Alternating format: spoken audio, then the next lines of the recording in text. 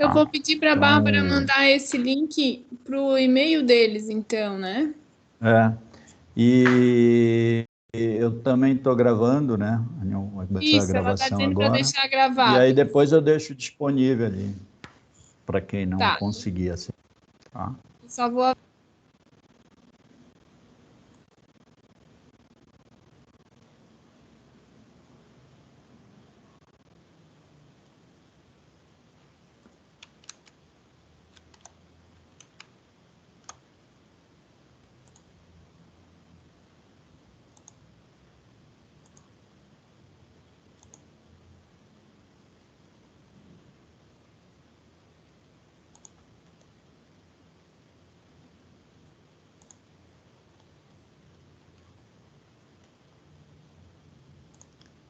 Suzane, teu microfone está fechado.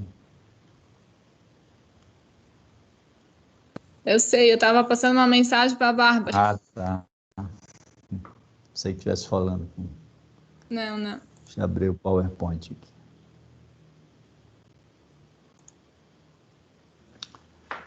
Então, vamos dar início aqui. Como eu havia dito para vocês, e vocês já devem ter visto ali, não sei se vocês conseguiram ver no Moodle também, tem um conjunto de leis pertinentes, digamos assim, a toda a vida de vocês durante a carreira como professor do Magistério Federal. Sendo que eu botei em ordem cronológica do surgimento dessa legislação toda pertinente, mas nem todas elas serão, digamos assim, faladas com mais profundidade. O que vamos dar ênfase maior é a parte referente que diz respeito ao dia a dia de vocês, como eu falei no início do encontro, que seria a parte que trata especificamente sobre a extensão funcional e a parte sobre a condução em si, como não só como professor, mas sim como um servidor público federal, tá?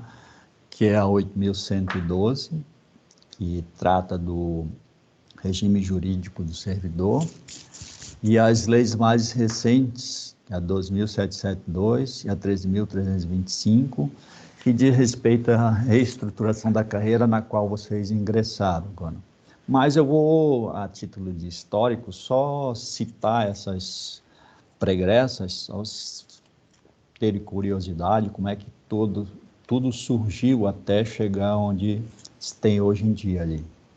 Então, começando aqui, primeiramente, pela lei que criou, se tiver interesse em saber como é que foi o nascimento da Universidade Federal de Santa Catarina, tudo consta no que diz respeito à Lei 3.849, onde foi feita a criação da Universidade Federal de Santa Catarina.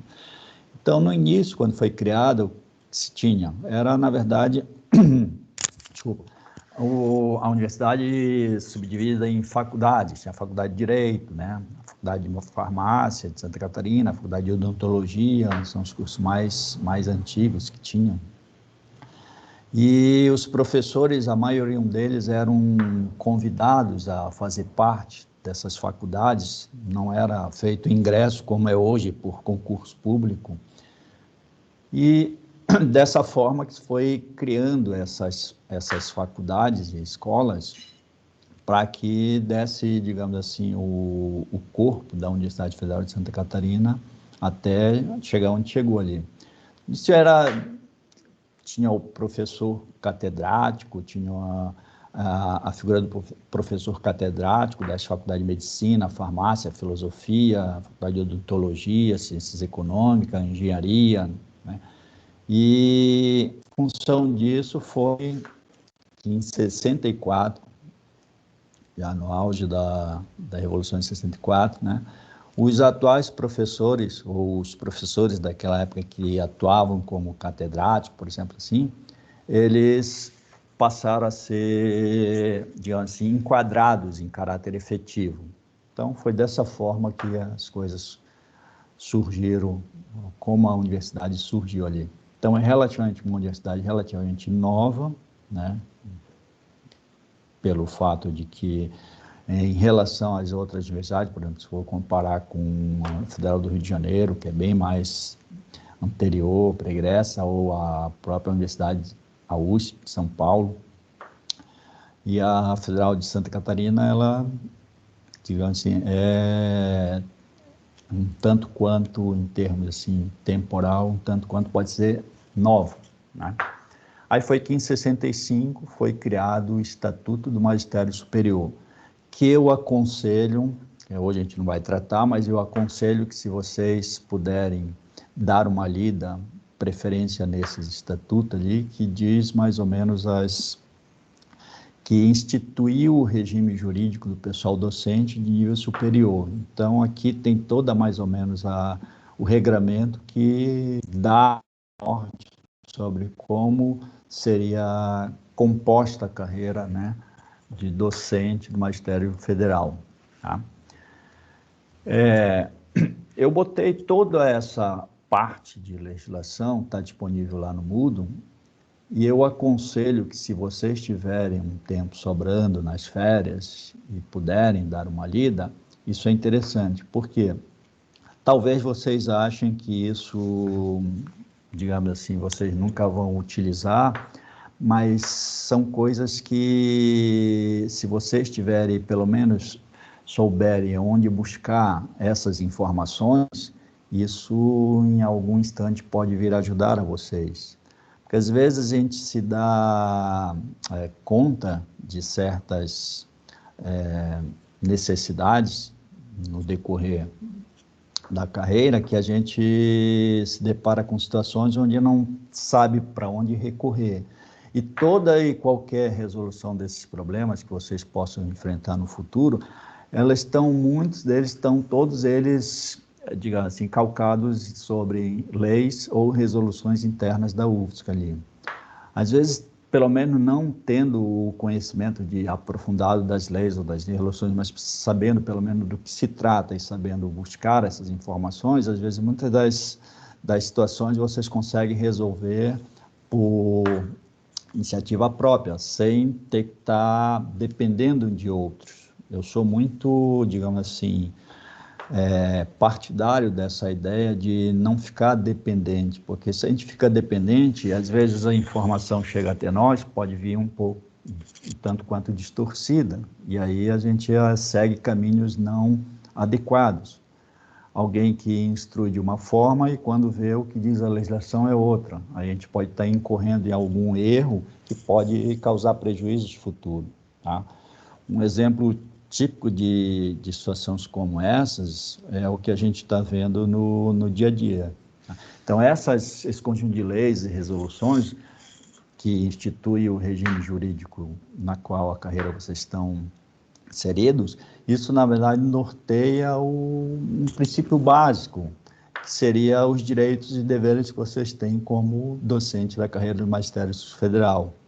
Sabendo, pelo menos, uma ideia, não a fundo, mas uma ideia geral dos direitos e deveres, vocês conseguem, muitas dos problemas que irão surgir, vocês conseguem resolver, e até mesmo se vocês vierem a ocupar cargos de direção, né, chefia, por exemplo, de departamento no futuro, às vezes o conhecimento dessas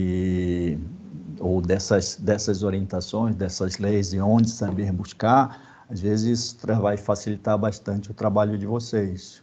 Um exemplo típico é o que a gente está vivenciando no mundo na esfera da política nacional. Tá? Um exemplo que todo mundo pode estar acompanhando seria o que está em julgamento ali, seria a suspeição do juiz que condenou o ex-presidente Lula. Ali.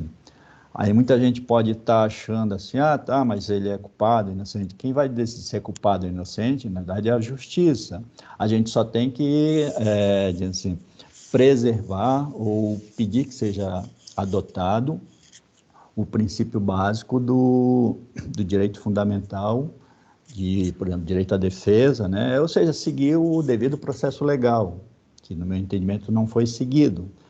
Por quê? Porque se a gente luta para que o processo legal seja seguido à risca, isso a gente pode ocorrer, inclusive, com a gente. Vamos supor que eu saio hoje aqui, me envolvo num acidente de automóvel, e esse acidente pode ter algumas certas consequências um pouco mais graves, que está no processo judicial, e eu vou querer que meu direito seja devidamente cumprido. E eu vou querer que, no julgamento do processo, o devido processo legal seja adotado. Tá? Eu não vou querer nenhuma arbitrariedade que seja feita comigo. Então, se a gente lutar para que o devido processo legal seja cumprido para todos, independente de quem seja, se é culpado ou inocente, quem decide é a justiça, não somos nós. A gente só quer que, numa democracia, a gente só quer que o processo legal seja cumprido, nada mais do que um princípio universal, uma democracia na qual a gente vive. Então, essa é a razão desses, digamos assim, cabedal de informações sobre o conjunto de regramentos que norteiam a carreira do docente, que vocês pelo menos saibam onde buscar essas informações. Seguindo depois nessa ordem cronológica, em 69, que foi criado, né, um regime de trabalho, onde foi feita a criação de retribuição, aprova o programa de incentivo à implantação do regime de tempo integral e dedicação exclusiva ali, que é o que a maioria, acho que de vocês, hoje em dia foi contratado, dedicação exclusiva. Nesse regime de dedicação exclusiva, tem uma série de prerrogativas a serem seguidas e serem cumpridas, tá? Dentre as quais, por exemplo, não pode ter outra atividade, série de regras ali que tem que ser obedecidas ali. Isso tudo é decorrente de decretos e leis. Então, se alguma coisa é imposta no que vocês terão que, na condução do processo de vocês, isso não é, digamos assim, feito de uma maneira sem ter um legal. Tá? Então, por trás de tudo, tem todo um conjunto de leis e regramentos que devem ser seguidos ali. E culmina que em 82, né, 1º de fevereiro de 82, foi instituído ou foi criado o Estatuto da UFSC, mediante a resolução 065/78. Eu chamo a atenção aqui, em particular, porque eu acho que seria uma cartilha, uma orientação que eu estou dando para vocês, por experiência própria. Quando eu ingressei na universidade, eu gostaria muito de ter tido todas essas orientações que estão tendo agora, que eu tive que aprender isso tudo, digamos assim, no dia a dia, e levou um certo tempo para que muitas dessas informações eu pudesse estar ciente. E se vocês puderem, né, deixei disponível lá, tiverem um tempinho para ler pelo menos o Estatuto da UFSC, aqui vocês vão estar cientes de tudo o funcionamento, em termos administrativos, da universidade. Isso é importante, porque aqui tem toda essa questão de, por que os departamentos são constituídos dessa forma, por que as reuniões têm que ser feitas segundo um certo rito, uma série de procedimentos todos, muitos estão ditos aqui como é que isso deve ser feito, dá tudo escrito nesse estatuto. Então, seria, digamos assim, um livro de cabeceira para vocês, puderem ler, um pouquinho que seja, aí que se vocês, principalmente, como eu falei, tiverem futuramente exercendo algum cargo de chefia, esse estatuto vai ajudar bastante vocês na condução desse processo, como chefe de departamento, por exemplo, o coordenador de curso, tá? Talvez até algum de vocês até sejam. Então, esse estatuto, ele tem muitas informações aí que são importantes, digamos assim, né? E aí segue-se nessa toada e que em 87 foi criado um regime os chamados regimes de trabalho, de 20 horas, 40 horas e dedicação exclusiva, que foram, digamos assim, mediante decretos, né, foram instituídos propriamente dita ali. foi criado mediante a Lei 7.596, o Plano Único de Carreiras e Retribuição de Cargos e Empregos. Então, aqui se criou uma série de regras, né, de como é que seria feita a retribuição, a remuneração, por exemplo, quem tivesse adotado o regime de 20 horas, de 40 horas, de dedicação exclusiva, questão de reposicionamento na carreira, tudo isso foi tratado com esse Plano Único de Carreiras e Retribuição de Cargos e Empregos. Tá? E com a portaria 475/87 do MEC, artigo 9, mediante essa portaria, foi instituído que quando o candidato habilitado em concurso já fosse docente de outra IFE, a respectiva admissão dar-se-á na classe para a qual se realizou o concurso, podendo ser posicionada a critério da UF no nível que pertencia na instituição anterior. O que foi, digamos assim, colocado aqui para vocês. Porque pode ser ter alguém que tenha vindo de outra instituição que ainda esteja em mente que essa portaria ela seria aplicável, porque hoje já mudou, já tem outra que dá um outro entendimento. Tá? Então, antes, quando o professor era reposicionado de uma instituição federal para outra, ele poderia ser posicionado no mesmo nível que pertencia na instituição anterior. Então, se ele era, por exemplo, ele pertencia à classe adjunto A, que é o que vocês estão ingressando hoje, ou a classe B, classe D, e ele já era docente na outra instituição, quando ele fosse reposicionado para a nova, ele poderia ser reposicionado na mesma classe, tá? Que hoje em dia o entendimento já é um pouquinho diferente. E aí chega em 90, que foi criada a Lei 8.112, que eu considero assim como sendo a Bíblia do Servidor Público Federal. Então, essa aqui é uma outra, além do Instituto da UFSC, essa aqui é uma outra, o livro de cabeceira seria o Estatuto. E a Bíblia, vocês pelo menos deveriam ter conhecimento de algumas das principais informações contidas aqui, é extremamente importante, que aqui norteia toda a condução do servidor público federal, independente de ser docente ou não. Tá? Qualquer servidor público federal está submetido às regras da 8.112. Então, aqui tem uma série de dispositivos que, dentre outras coisas, caracteriza ou determina qual o comportamento do servidor público federal, da União, das autarquias e das fundações públicas federais devem ser seguidos aqui. Tá?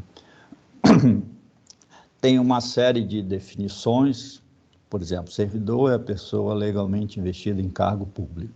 Então, independente de ser docente ou não, carreiras estão seguindo, acima de tudo, são servidor público federal. Tá?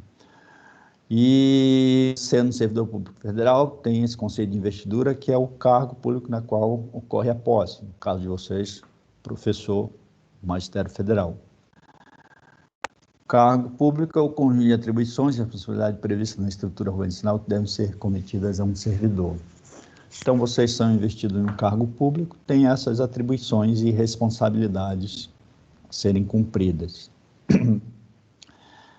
Uma das, digamos assim, vários são os princípios da administração pública, em geral, tá? Que devem ser rigorosamente seguidos aqui. E um dos princípios que, digamos assim, tem que ser seguido à risca e perseguido é o princípio da legalidade. Tá? Então, o princípio da legalidade significa que estar na administração pública em toda a sua atividade presa aos mandamentos da lei e dele não se podendo afastar sob pena de invalidade do ato e responsabilidade de seu autor.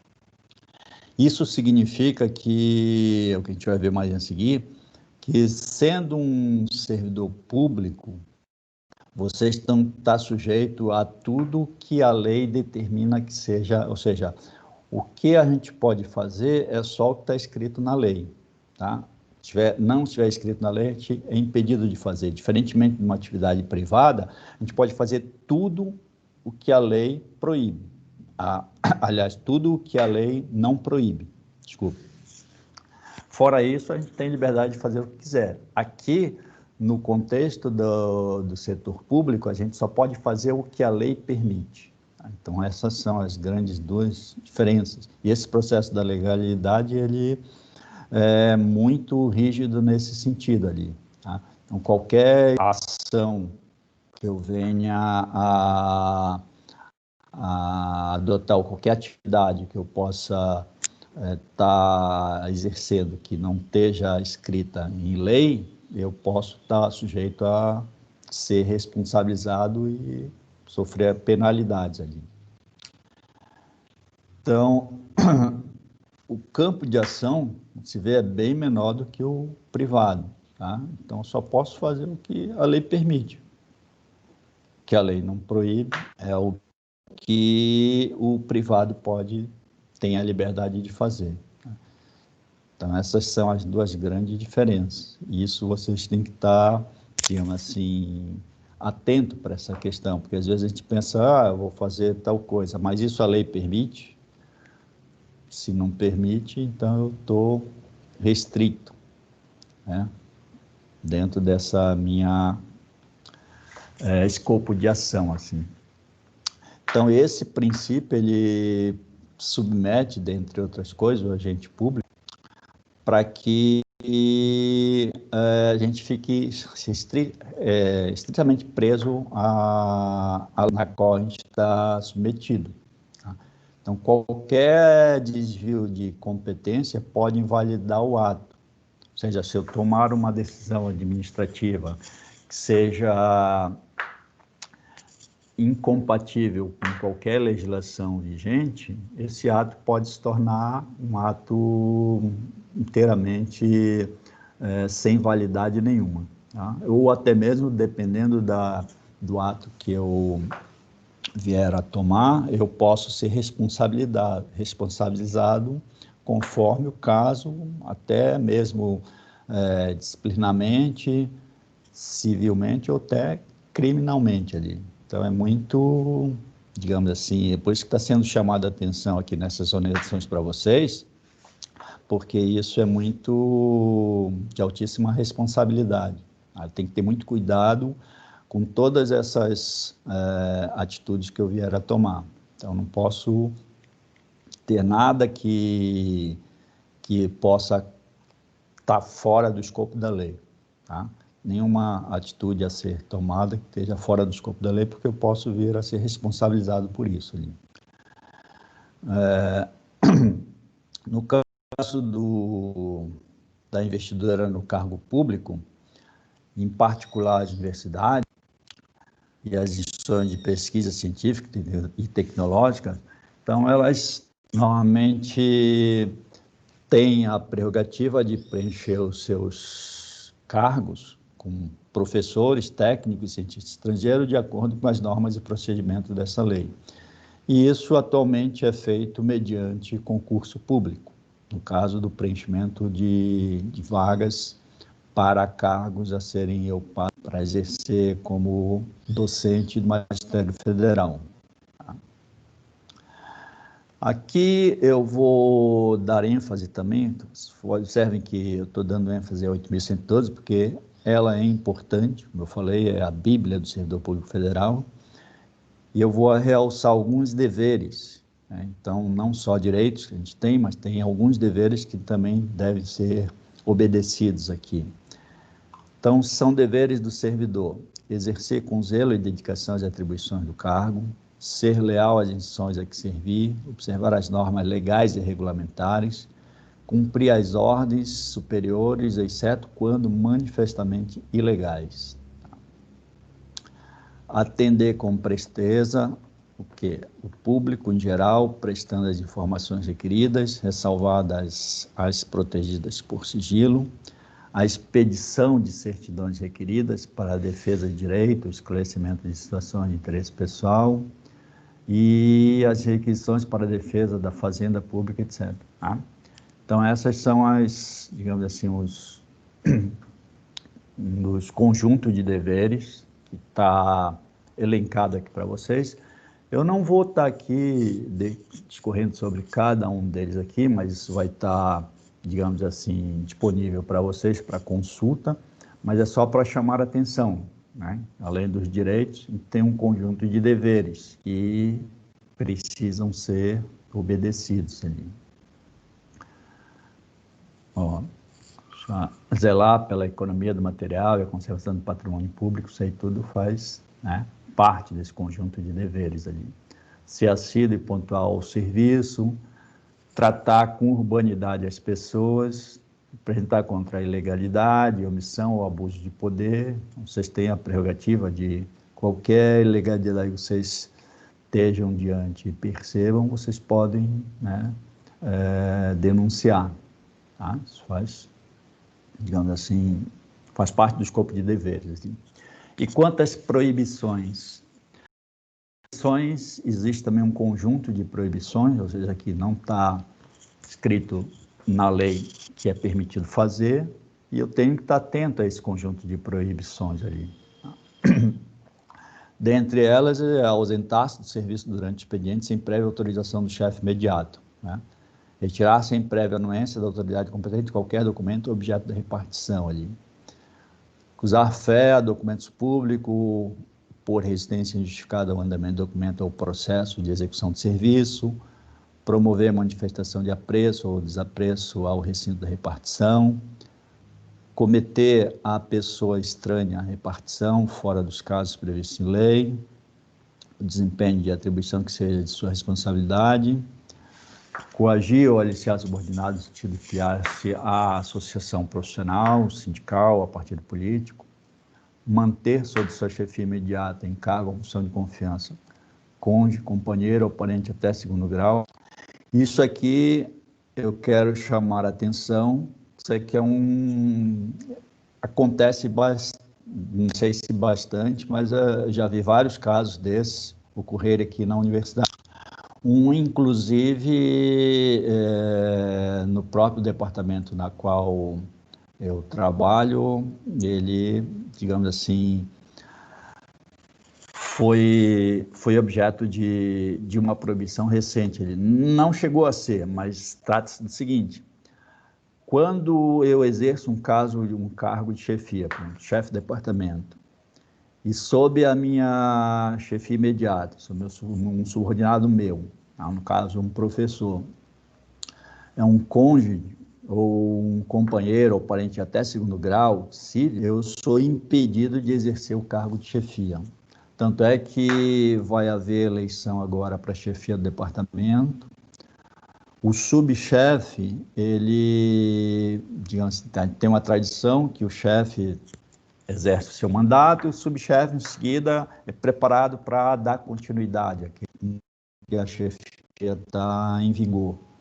Só que o subchefe atual, ele tem a cônjuge dele digamos assim, se ele exercer o cargo de chefe na próxima eleição, ele teria a companheira dele como sendo subordinada imediata, e aí ele estaria impedido. Então, ele já está impedido de pleitear o cargo de chefia nas próximas eleições ali. Então, isso acontece, não sei se bastante, mas é comum a gente ver casos como esse aqui na universidade e no serviço público em geral, porque isso aqui não é um impedimento da universidade em si, é a Lei 8.112. Tá? Então, fique atento, caso vocês tenham situação similar, não se candidatem a cargo de chefia, ou se for o companheiro, vocês devem alertar que ele não pode se candidatar a um cargo de chefia.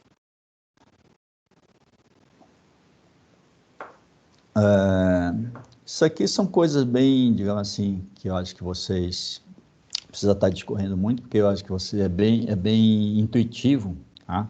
Ó, velar-se do cargo para lograr proveito pessoal de outrem. Isso aí vocês já devem estar a par, provavelmente ali. Isso aqui é uma proibição inerente ali. Mas algo que às vezes pode surgir alguma dúvida: participar de gerência ou administração de sociedade privada, personificada ou não personificada, exercer o comércio, exceto na qualidade de acionista ou cotista ou comanditário. Então, só esses 3 casos aqui, acionista, cotista ou comanditário, que a lei permite.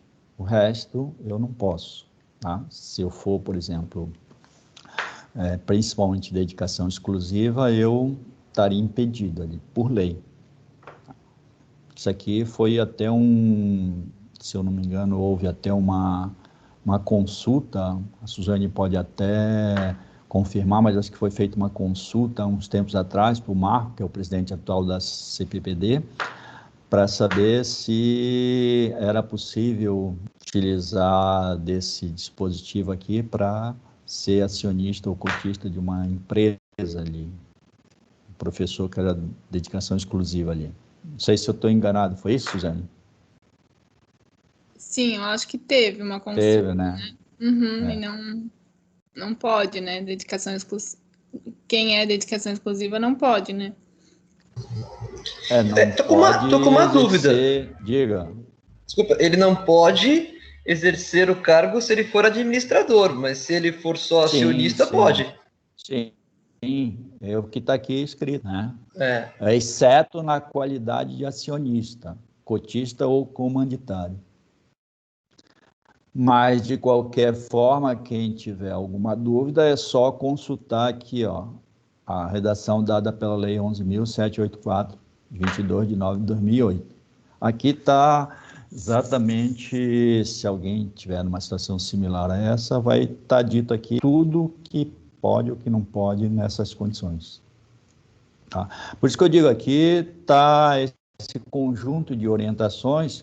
Caso se precise, às vezes surgiu essa dúvida, consultou a CPPD, o que o presidente fez? Ele provavelmente foi, consultou a 8.112, depois a 11.784, para dar uma resposta adequada. Mas se a pessoa, por si só, busca essas informações, vai lá, faz a pesquisa, já tem a resposta, sem precisar de, né, interpretações outras. Por isso que eu digo dessa autonomia dessas questões que vocês adquirirem, e isso aí facilita bastante o dia a dia de vocês. Há outros impedimentos aqui: atuar como procurador intermediário junto a repartições públicas, salvo quando se tratar de benefícios previdenciários, assistenciais, de parentes até o 2º grau e de cônjuge ou companheiro. Receber propina, isso aqui é mais do que intuitivo, é lógico, né? Receber propina é proibido, comissão, presente, vantagem de qualquer espécie em razão de suas atribuições. Né? Aceitar comissão, emprego ou pensão de estado estrangeiro. Tá? Isso aqui está impedido ali. Aí tem as questões das bolsas, né? Bolsas de pesquisa ali, que já é outra categoria. A lei não fala sobre bolsa de pesquisa. Aí. Então, quer comissão, emprego ou pensão de estado estrangeiro, isso é impedido. Questão de bolsa, a lei não fala, teria que ver quais são os digamos assim, os trâmites desses convênios que possam existir, se é permitido. E aí vai aqui uma outra dica para vocês, que seria qualquer dúvida que vocês tenham com relação à questão legal, tá?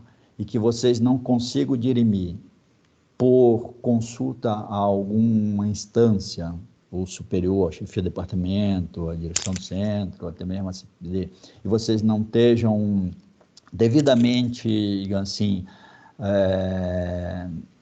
confortáveis com aquela resposta que foi dada, qual é a orientação que eu passo para vocês, principalmente se vocês estiverem exercendo um cargo de chefia, onde a responsabilidade é bem maior, que seria Surgiu uma dúvida, onde não consegue elucidar, consulta a procuradoria. Faz uma consulta à procuradoria da universidade, que a procuradoria teria essas atribuições de fazer esses aconselhamentos jurídicos. Então, qualquer dúvida, vocês não hesitem em fazer esse aconselhamento jurídico ali. Eu vou citar, inclusive, um caso que ocorreu comigo, tá? Nessa questão legal, que eu já vou adiantando até quando a gente entrar na questão do estágio probatório, que foi, eu não falei sobre também a minha experiência na CPPD, mas eu estou atuando na CPPD desde 2009, 2008, se eu não me engano, faz um tempinho ali que eu já, né, na CPPD. Inclusive, esse, também não falei no início, esse é o primeiro curso nessa modalidade que eu estou ministrando, porque antigamente o Profor não tinha essa exigência de fazer esses cursos obrigatórios nessa modalidade sobre legislação. Pessoas que entravam e eu aprendendo basicamente no dia a dia. Mas durante a minha estadia na CPPD, ainda permaneço lá, mas não ocupando o cargo que eu ocupei passado, que foi de presidente da CPPD, e eu tive diante de mim um processo de estágio probatório. Onde ele tinha, dentre outras, digamos assim, finalizações, a reprovação do estágio probatório do professor em questão, que estava naquele processo ali. Foi um processo muito complicado, pra você ter uma ideia ali, deu praticamente assim, várias 2 volumes gigantescos assim, várias páginas, e eu tive que ler todo o processo para verificar como é que tinha sido feito toda a questão, principalmente a questão legal. E durante essa leitura minha ali, surgiu algumas dúvidas, né, obviamente, e principalmente na condução do trâmite do processo. E eu verifiquei algumas irregularidades foram cometidas ali, principalmente a questão de recursal, de prazos. Foi feito tudo indevidamente, tanto pela parte que estava julgando, né, no caso seria a comissão de acompanhamento, que reprovou o estágio probatório do professor, quanto o recurso que ele proferiu na época ali. E eu verifiquei essa questão dessas ilegalidades ali, na questão principalmente processual, mas para ter certeza do parecer que eu iria emitir, para não cometer nenhum risco de cometer alguma injustiça, eu fiz uma consulta à procuradoria, né, antes de emitir o parecer ali. Então, depois de toda a minha análise minuciosa, eu, mesmo assim, fiz uma consulta à procuradoria para emitir um parecer. Esse parecer foi pedido vista, depois por um outro relator. Afinal das contas, o que ocorreu nesse processo, o professor acabou que, antes de dar o julgamento final, ele fez concurso numa outra instituição de pesquisa, no Rio, acabou indo para lá, mas o processo finalizou, e até mesmo porque perdeu o objeto da lide, né? Porque ele já pediu exoneração ali, antecipadamente ali, mas ia ser, a condição do processo era para ser reprovado, né? O processo de estágio probatório dele ia ser dado como reprovado por uma série de irregularidades cometidas ali. Tá? E já houve outros casos, por exemplo, de, digamos assim, processo também de estágio probatório, de que o professor foi reprovado durante o período de prova dele ali pela comissão, só que a comissão apresentou uma série de inconsistência nas acusações, principalmente na relação das provas. E aí o professor entrou com um processo na justiça, isso é comum, inclusive. Primeiro ele recorreu, segundo os trâmites normais, né, da própria universidade, depois recorreu à justiça, e acabou tendo que ser, por determinação judicial, teve que ser reconduzido ao cargo. Tá? Então, essas série de irregularidades que às vezes as pessoas cometem por desconhecimento mesmo, né, das leis e regras que devem ser aplicadas, e às vezes o ato pode tornar-se, digamos assim, invalidado, que foi o caso desse último exemplo que eu dei agora aqui. Né? Ele acabou sendo reconduzido por decisão judicial porque o juiz viu no processo uma série de irregularidades, no sentido de não irregularidade processual, não uma fé, que é diferente, né? Que foram realizadas na condição do processo como um todo, que beneficiou o professor para a recondução dele ali. Mas o desejo da comissão é que ele fosse reprovado. E acabou que ele foi reconduzido e ele vai permanecer lá por mais, no mínimo, uns 30 anos, lá junto com a comissão que reprovou ele. Mas são coisas que acontecem. Outra questão é proceder de forma desidiosa, né? Ou seja, isso é uma proibição, que também é algo um tanto quanto lógica, digamos assim, né? Seria essa forma desidiosa, indolência, preguiça, descaso pelos serviços funcionais, incúria, negligência, todos esses adjetivos aí cabíveis aí para que não consiga desempenhar adequadamente a sua função ali. Tá? Utilizar pessoal, recursos materiais, repartição, serviço ou atividade particular, cometer a outro servidor atribuição estranha ao cargo que ocupa, exceto em situação de emergência transitória. Então, tem que ter muito cuidado com todas essas questões. Tá? Principalmente se vocês estiverem exercendo o cargo de chefia, ou forem exercer no futuro, que vocês podem estar sujeitos a isso, né? E, digamos assim, estando atento a todas essas observações ou a essas regras estão postas na 8.112, provavelmente vocês vão exercer o cargo com a maior maestria possível, ali, sem ter nenhuma dificuldade com relação à condição. Tá? Surgiu alguma dúvida, como eu falei, consulta o órgão competente, não satisfeito, consulta a instância que trata dessa assessoria jurídica na universidade, que seria a procuradoria ali. Aí vocês ficam respaldados ali para tomar qualquer decisão ali. Né? Às vezes, já vi casos acontecerem, às vezes é solicitado alguma interpelação a algum professor, por exemplo, né, para que ele possa, digamos, dar alguma resposta que envolve alguma solicitação de dados cadastrais, por exemplo. Às vezes o professor se recusa por alguma razão ou outra, e isso por lei é proibido. Tá? Então, ou seja, tem que estar atento a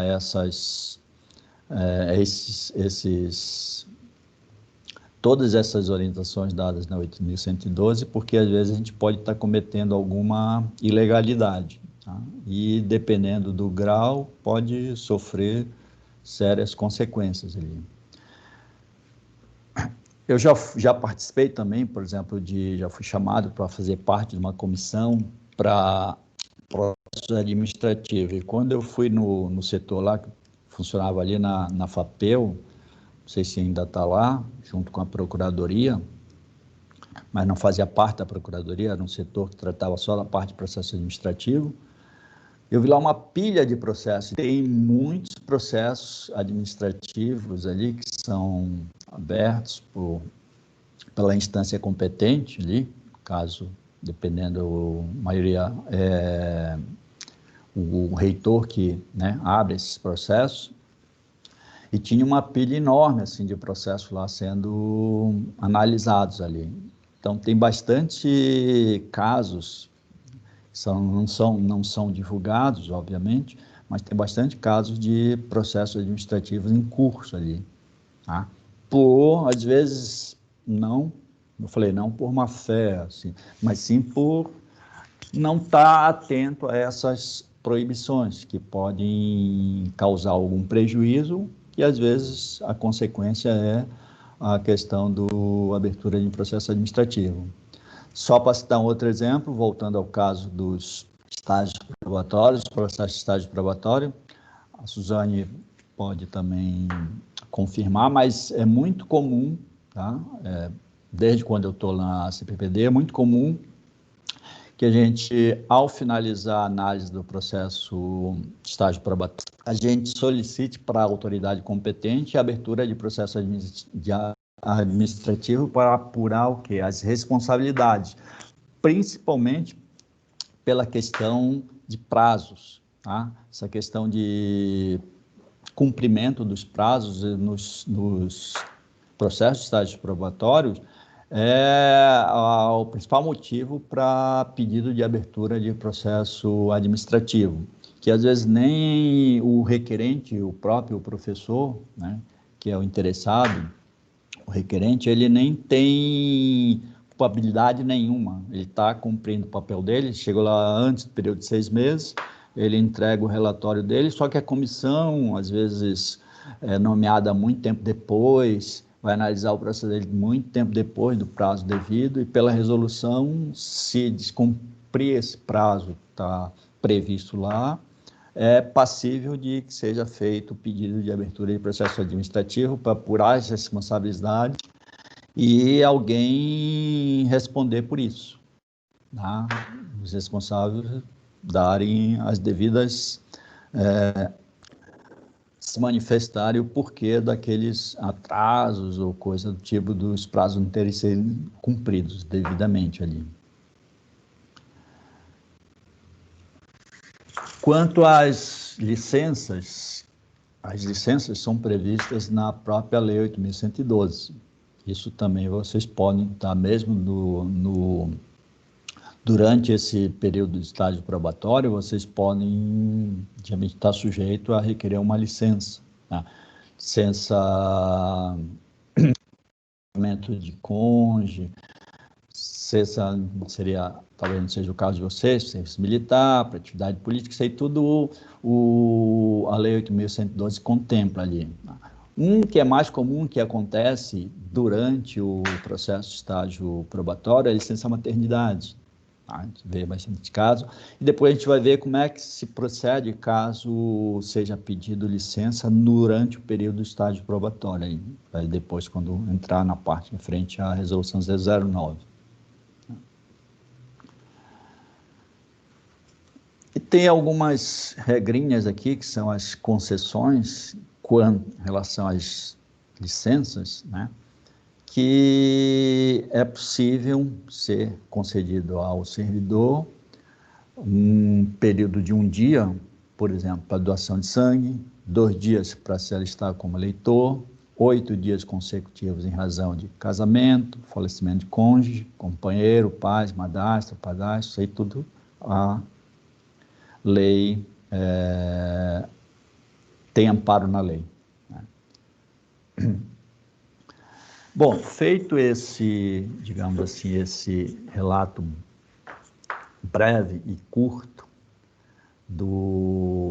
da parte referente a toda essa legislação pertinente, né, a gente vai agora cair um pouco mais, focar um pouco mais na nossa realidade, que seria a parte referente à legislação que concerne às resoluções internas, ou legislações internas que são também aplicáveis no contexto da carreira do Magistério Federal e tentando focar, como eu falei, particularmente na questão do estágio probatório.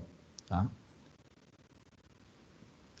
Para isso, vocês vão precisar, não só agora, mas acredito que durante toda a permanência de vocês como docente do Magistério Federal, da Comissão Permanente de Pessoal Docente, tá? Que é um órgão interno que tem como principais atribuições, dar os devidos assessoramentos para os órgãos competentes para a tomada de decisão. Então, vejam bem, a CPPD, ela basicamente, o trabalho que a gente desenvolve lá é esse trabalho de assessoramento ali. A gente faz análise, por exemplo, pegar um caso de vocês, ali, a maioria de vocês, hein? Pega um processo de estágio probatório, a gente não vai analisar o mérito do estágio em si. O mérito, quem decide é a comissão. A comissão faz toda essa análise de mérito e emite aquele parecer.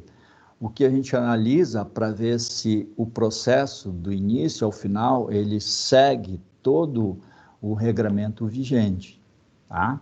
Então, seguiu toda a parte legal, ou seja, todo o processo legal foi cumprido, a gente encaminha para a autoridade competente, que seria o pró-reitor de ensino, é quem vai homologar o estágio probatório de vocês. A CPPD não faz homologação do estágio probatório, ela só faz análise em termos processual, questão legal.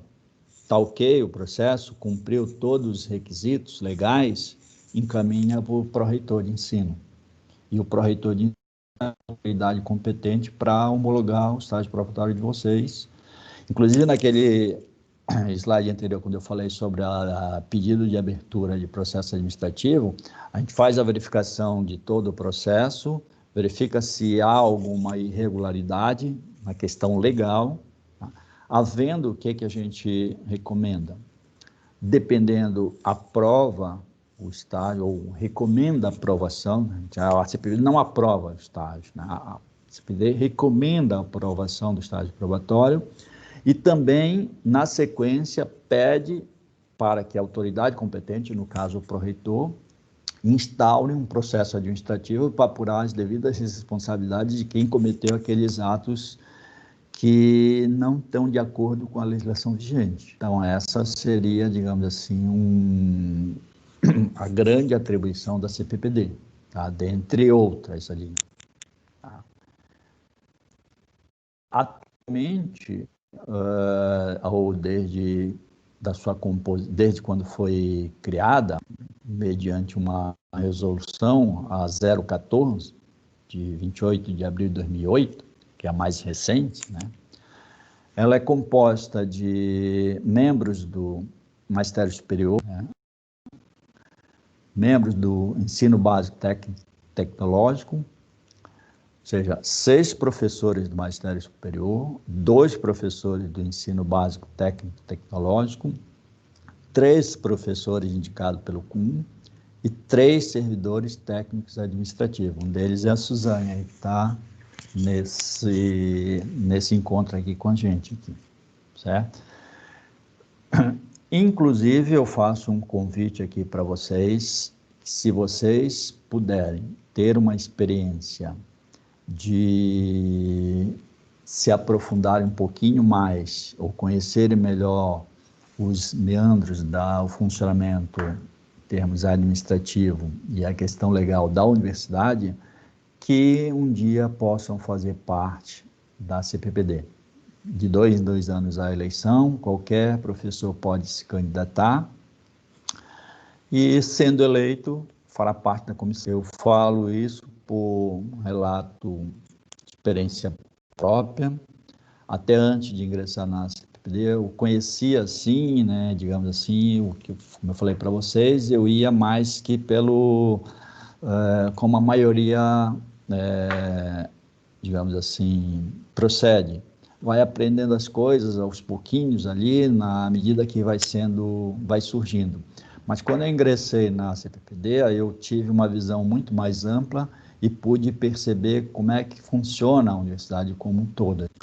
E isso me deu assim abriu basicamente essa visão em termos principalmente processual, e eu passei a ter um conhecimento mais detalhado de como se dá essa questão, principalmente dos trâmites internos, nível de todas as instâncias da universidade, tá? Isso me trouxe, assim, como é que eu diria? Experiência pessoal bastante rica nesse contexto, porque aí eu passei a conduzir o meu comportamento em termos de, né, docente, de uma forma mais ajustada a toda essa questão da legislação. Não que antes era desajustada, mas é que eu, às vezes, ficava em dúvida, eu posso fazer isso, não posso, e acabava, às vezes, não fazendo por desconhecimento, sendo que eu poderia ter feito e ter, vamos dizer assim, minimizado um esforço maior no futuro de ter que refazer algo que eu poderia não ter tido esse trabalho enorme, né, o que a gente chama de retrabalho, por desconhecimento de legislação ali, né? Às vezes, abertura de processos que eram feitos de uma forma levava um pouco mais tempo, porque eu não sabia os caminhos certos a serem percorridos. E aí, com esse conhecimento adquirido ao longo da permanência na CPPD, eu pude ver que as coisas, né, passaram a fluir de uma forma mais tranquila, tá? Sem ter muitas dúvidas ao longo do caminho, principalmente na questão de trâmite processual ali. Então, eu faço esse convite para vocês, que vocês possam passar por essa experiência. Ao adquirir esse conhecimento, vocês acredito que vai facilitar bastante a condução na carreira de vocês. Que, como eu falei, se vocês, ao assumir um cargo de chefia, e sem ter esse conhecimento um pouco mais abrangente, talvez vocês levem um pouco mais, gastem mais tempo tentando se familiarizar com todas essas questões burocráticas, tá? Enquanto vocês já têm esse conhecimento prévio, ao assumir um cargo de chefia, que isso vocês não estão podem tranquilamente no futuro vir a assumir um cargo de chefia desse ali, né? Até mesmo dependendo do departamento que vocês estiverem, chega um determinado instante em que vocês acabam tendo que assumir, queira ou não queira. Ali. Um exemplo que eu posso citar no Centro Tecnológico, Departamento de Automação, lá eles fizeram um pacto entre eles. Todos os professores vão ter que passar pelo cargo de chefia do departamento. Então, eles fazem um rodízio ali. Então, todos vão ter que assumir a chefia ali. Então, não fica sobrecarregado só para um. Eles ficam ali, né, fazendo aquele rodízio entre eles. E quando for a vez de um determinado professor assumir, se ele já tem esse conhecimento prévio, ele vai, digamos assim, ter maior tranquilidade na condução daquele cargo. Tá? Se ele não tem, ele vai ter que buscar essas informações, ou até mesmo, né, como isso é muito dinâmico ali, naquele tempo de assumir chefia, também assumiu a docência e outras questões a serem resolvidas, às vezes falta tempo para buscar um respaldo em termos de legislação. Se já tem isso prévio, facilita bastante a vida no dia a dia. Né? Então, por isso que eu digo... Eu tenho uma pergunta. Se um órgão... Pode falar. Ok. Boa tarde, professor. Boa tarde. Eu tenho duas questões. A primeira é relacionada a presente. Eu não sei se... Não entendi muito bem se é vedado. Por exemplo, eu sou professor de um aluno, estou orientando mestrado, doutorado. Eu sou vedado a receber qualquer tipo de presente proveniente desses alunos? Essa é a primeira questão. Se é vedado receber presente? Isso. de tipo de um orientando de doutorado, mestrado, assim. Mas que tipo de presente, por exemplo? Não, sei lá, tipo, eu, quando estudava, por exemplo, dava para o professor um livro no final do ano, por exemplo, um presente desse tipo. Ah, Ser vedado receber qualquer tipo de presente proveniente de alunos, ou ó, não? o que está na lei, que eu mostrei ali, a 8.112, é vedado o recebimento de qualquer benefício em troca de outro. No caso, por exemplo, tu está administrando a tua disciplina. Vai lá, cumpriu o teu papel, fez as avaliações, tudo, e sem troca de nada, ou seja, sem interesse de nenhum. O aluno vem lá e quer te presentear com o livro, a lei não impede. Esse é o meu entendimento, né? Agora, se tu fizer tal para eu fazer tal coisa para ti, tu tem que, em troca, me dar isso, isso sim que caracteriza uma proibição, entendeu? Ah, ok, tá claro. E a segunda questão é com relação ao estágio probatório. Por Sim. exemplo, eu fiz um conjunto de atividades durante um semestre, por exemplo, e depois essas atividades foram listadas no relatório final. E a comissão é obrigada a listar todas essas atividades no parecer, ou eles podem omitir outras atividades e destacar somente os que achar mais pertinentes? O parecer da comissão não tem um modelo específico a ser seguido. Cada comissão emite o seu parecer de acordo com a sua própria interpretação de como deve ser dado o julgamento daquele período de prova. Tá? Se é obrigado a incluir esse teu, digamos assim, curso que falou que fez, né? Não, é um caso No, hipotético. Suponhamos que eu fiz alguns cursos, algumas atividades que eu acho tá. pertinente, mas eles omitirem essas atividades no relatório, no parecer. Não, eles não são obrigados a incluir no parecer. Eles têm a prerrogativa e a livre liberdade de poder incluir ou não. Tá? O que eles têm que ter no parecer, na resolução, que depois a gente vai ver, no final concluir se aquele período de prova ele, digamos assim, é acatado ou não, para ele submeter esse parecer ao julgamento do colegiado pleno. Aí o colegiado vai, com base na emissão do parecer da comissão, aprovando ou não aquele período de prova, aí o colegiado vai julgar.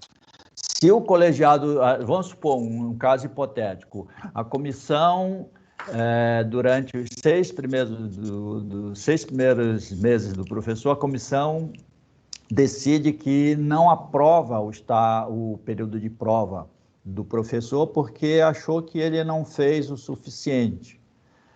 Aí isso vai para julgamento do colegiado. O colegiado pode questionar, tá, mas por que vocês estão emitindo esse parecer, reprovando esse período de prova do professor? Qual os elementos que vocês estão usando para julgar e reprovar? Aí a comissão disse, porque ele não fez isso, só apresentou um único curso que ele fez aqui que a gente não concorda porque está fora do contexto da área, vamos supor, um caso hipotético, né? E aí a comissão vai ter que se explicar junto ao colegiado para que ele possa, digamos assim, sustentar a decisão dele. Aí o colegiado vai julgar essa decisão, ela é acatada ou não é acatada. Mas se o outro caso, a comissão, ela emite um parecer, e esse parecer ele é bem consubstanciado, repleto de informações, incluindo os cursos que o professor fez, os artigos que foram publicados, os projetos de extensão, de pesquisa. E aí, quando emite o parecer, o colegiado provavelmente vai ver o parecer e vai decidir, bom, A comissão fez uma análise minuciosa e, pelo relato da comissão, eu acho que está ok esse período de prova do professor, então a gente aprova esse período de prova ou até mesmo o estágio como um todo, né? Então, não tem uma obrigatoriedade, não tem um modelo a ser seguido, assim. A comissão, ela vai decidir o que é mais pertinente ou não para incluir no modelo de relatório. Não sei se respondeu a tua pergunta. Tá claro. Claro. Então, dando continuidade aqui, vamos ver aqui a Comissão Permanente de Pessoal Docente, CPPD, essa sigla CPPD é um anacrônimo para a Comissão Permanente de Pessoal Docente, instituída pela Lei 12.772 de 2012, e mais recentemente ela foi, digamos assim, reformulada, né? Então, é dito que será instituída por uma comissão permanente de pessoal docente, cada instituição de ensino vinculada ao Ministério da Educação, possuem seus quadros integrantes, plano de carreira e cargos, ou seja, todos têm que ser professores para fazer parte da Comissão Permanente de Pessoal Docente, exceto o pessoal administrativo ali, tá? Dentre as atribuições da comissão, pela Lei 12.772 de 2012, mais recente pela restituição, aí está dito aqui que tem que fazer o dimensionamento da alocação de vagas docentes das unidades acadêmicas. Isso ainda não está posto em prática, só para chamar atenção, mas que daqui num futuro, não sei quando, se breve ou não, mas vai ser uma das atribuições da CPPD fazer esse dimensionamento de alocação de vagas, porque hoje fica a critério, por exemplo, do pró-reitor de ensino, ou até do departamento de ensino, não, tal departamento vai receber, o governo liberou tantas vagas para contratação de docente, então vamos mudar essas vagas para tal departamento, fica muito a critério assim da própria pró-reitoria de ensino ou do departamento de ensino. Com a instituição da Lei 12.772, isso passa a ser uma atribuição da CPPD. Então, a ideia é que se faça um levantamento, se faça um cálculo desse dimensionamento e aí faça essa alocação dessas vagas segundo esses critérios mais claros e precisos dessa, digamos assim, necessidade de vagas por departamento, tá? Também a contratação e admissão de professores efetivos e substitutos, isso no futuro, já adiantando para vocês, isso será uma atribuição da CPPD, então essa questão assim, hoje em dia fica muito a cargo do departamento solicitar e o departamento de ensino liberar ou não essas vagas de substituto, tá? O mesmo efetivo, como eu falei. Mas futuramente vai ser feito segundo uns critérios bem claros e estabelecidos que vão ter que ser seguidos para que essas vagas sejam liberadas. Alteração do regime de trabalho. Isso é feito, digamos assim, hoje, essa análise já é feita pela própria CPPD, então é feita essa verificação de alteração de regime, se cumpre os requisitos legais, para, por exemplo, passar de 20 horas, isso é bastante comum em alguns departamentos, passar de 20 horas para DE, ou vice-versa, de DE para 20 horas, 40 horas, e aí, atendendo a alguns critérios estabelecidos na resolução, atende ou não atende o pleito solicitado. Avaliação de desempenho para fim de progressão e promoção funcional. Isso, de certa forma, já também é feito na CPPD. Então, esses processos de progressão, hoje, basicamente, passam todos pela CPPD. Antes, normalmente era feito uma análise preliminar por uma comissão que era composta pelos centros, aliás, pelos departamentos, se fosse progressão horizontal, e pelos centros, se fosse progressão vertical. Depois ia para a CPD para ser homologada, basicamente, mas hoje feito pela CPD, pelo novo sistemas de recuperação de informação, que, se der tempo, a gente vai falar um pouquinho sobre ele, que é o que vocês vão estar diante daqui a 2 anos, basicamente. Então, a primeira progressão que vocês, acho que a maioria de vocês já deve ter feito, é uma progressão que a gente chama de progressão qualitativa, no sentido de que ela é feita com base simplesmente nos 3 primeiros relatórios de estágio probatório. Com base nisso, a própria comissão, ela, digamos assim, autoriza que o professor possa ascender na carreira. Tá? A partir dessa primeira, que é qualitativa, as próximas passam a ser quantitativas, nas quais o professor vai ter que preencher uma tabela do sistema da própria, que foi criado para a própria CPPD, onde nesse sistema é feita a quantificação da produção de todas as atividades, ensino, pesquisa e extensão, que vai estar tudo lá registrado. E aí, tendo sido atingida a pontuação mínima necessária, é concedida a progressão. Eu já adianto para vocês, né, que a gente vai falar, se der tempo, falar sobre esse modelo de progressão, ou sistema de progressão, que vocês vão estar submetidos daqui a 2 anos, ou 3, quem sabe, é que, desde já, vocês ingressaram em 2019, a maioria, tudo, absolutamente tudo que vocês fizerem, tá, vocês façam um registro no sistema de pesquisa e extensão, porque é de lá e do PAD também que serão obtidas essas informações. Então, tudo que tiver registrado lá vai ser automaticamente resgatado pelo sistema de progressão que a CPPD vai estar, digamos assim, servindo de embasamento para a CPPD. Se não tiver registrado lá, vai ter que fazer um upload do arquivo, que pode ocasionar, se não for feito o upload adequadamente, pode ocasionar a não,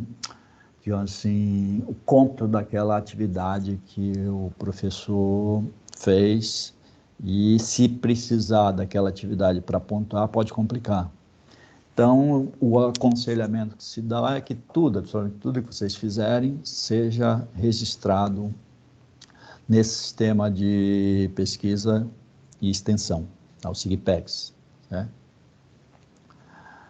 E aí outras atribuições mais, por exemplo, liberação de professores para programas de cooperação com outras instituições, universidade ou não, que seriam os afastamentos. Então, os processos de afastamento passam pela CPPD, é feita análise da questão legal, questão do mérito. Na questão do mérito, normalmente tem um relator no departamento que faz essa verificação de mérito, mas a questão legal, para ver se foi cumprido todos os requisitos, a palavra final é dada pela CPPD.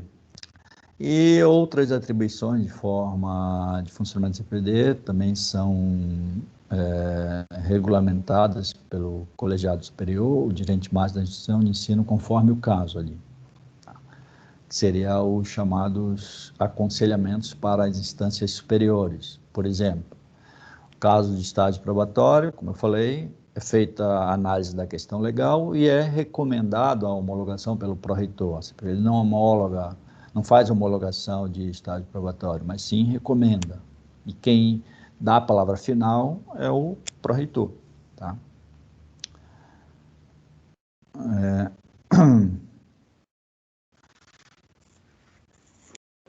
E aí a gente chega também na Lei 11.344, de 2006, que, através dessa lei, foi criada, basicamente, a classe de associados, que vocês irão chegar nela. Então, em 2006, 1º de junho de 2006, foi criada a classe ou foi instituída, para entrar em vigor, a classe de associado, que é dividida em 4 níveis, associado 1, 2 e 3, que hoje já tem a nova lei, 3.000, que renomeou ou seja, criou uma nova nomenclatura para as classes atuais. A gente vai ver, né, depois, para que vocês possam estar cientes, para saber exatamente qual a classe e nível que vocês estão, vocês vão ter que seguir essa nova nomenclatura vigente ali, tá? E também, nessa lei foi criado aqui o que se chama de retribuição por titulação para o magistério superior. Então, dependendo da titulação, se for especialista, mestre ou doutor, tem uma remuneração para cada uma dessas titulações. E aqui está a tabelinha que mostra basicamente para a classe do magistério superior, né? Que depois a gente vai ver outra que tem para a classe do ensino básico tecnológico, o que era antes e o que está vigente. Tá? Então, em 87, foi criado essa primeira estrutura da carreira. As classes eram auxiliar, assistente e adjunto. Depois, em 2006, criado, além das existentes, auxiliar, assistente e adjunto, foi criado associado. E em 2012, né, foi reestruturada a carreira para A, B, C, D e E. Aí foi criada a carreira. Na verdade, a classe de titular já existia antes, mas o ingresso era feito de outra forma, ou seja, era basicamente feito por concurso público. Então, o professor chegava até, nesse caso aqui, chegava até associado, e aí, quisesse passar para titular, tinha que fazer um novo concurso público. Obviamente, aproveitando todo o tempo de serviço que ele tinha antes, mas agora é feito de maneira, uma progressão similar às que são feitas entre as classes A, B, C e D. Tá?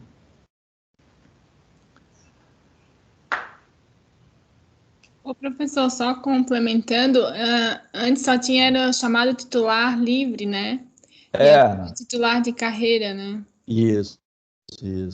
Que é o que eu ia até falar depois na legislação que trata dessa questão, basicamente de nomenclatura, né? Isso. Então era titular de carreira, como a Suzane falou, mas hoje passou a ser titular, onde para, digamos assim, chegar a titular na nova estrutura que foi composta, basta que eu faça uma progressão similar às anteriores. Como eu falei antes, era só por concurso público. Isso. Quero titular de carreira, era um concurso público mesmo. Tinha uma banca que era montada e tudo mais. Hoje em dia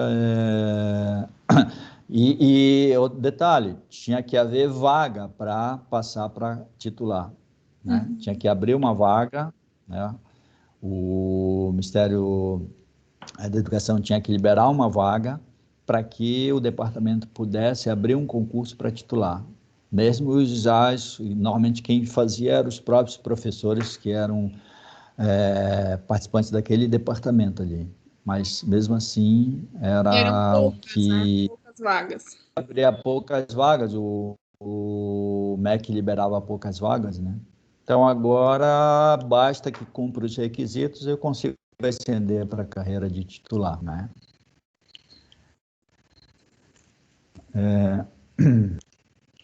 O que vocês acham de fazer uma pausa agora e cada um tomar um café? E qual é o tempo que vocês acham que é necessário para retomar?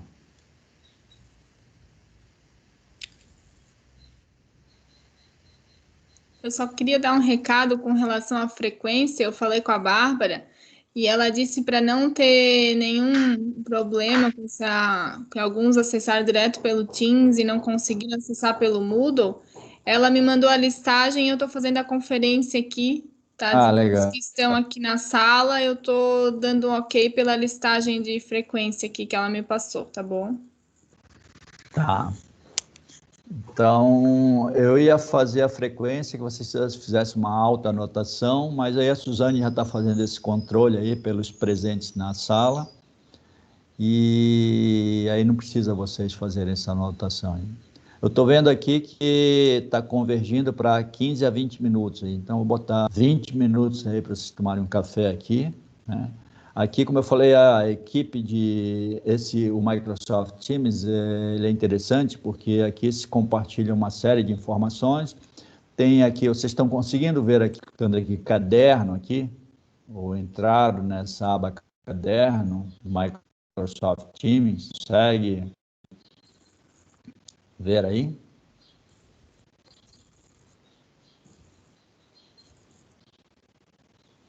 Vocês não precisa sair da reunião, se minimizar e entrar na aba caderno.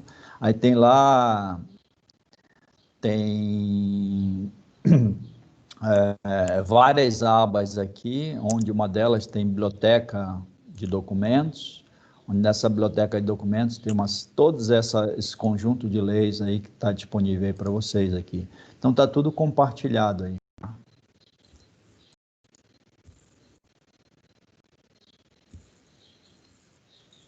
Por isso que eu optei pelo Teams, pelo fato desse compartilhamento ser mais rápido, as coisas fluírem mais rapidamente ali. Ô, professor, só uma dúvida. Tem aqui para mim, nos participantes, tem sugestões. Paolo Colusso. Eu não sei se ele está presente ou não, porque está lá embaixo como sugestões. Aparece aqui duas sugestões aqui. Para mim está aparecendo a Viviane e o Anderson. Eu não sei se... Porque a Bárbara falou que realmente teve alguns 3 ou 4 que não conseguiram entrar. Por isso que ela pediu para gravar até a reunião, né? Para depois disponibilizar para eles. Sei. Mas eu não sei. Então, esse Paulo eu acho que não está, né? Não sei, ele não aparece como sugestão para mim. Aparece sugestão para mim somente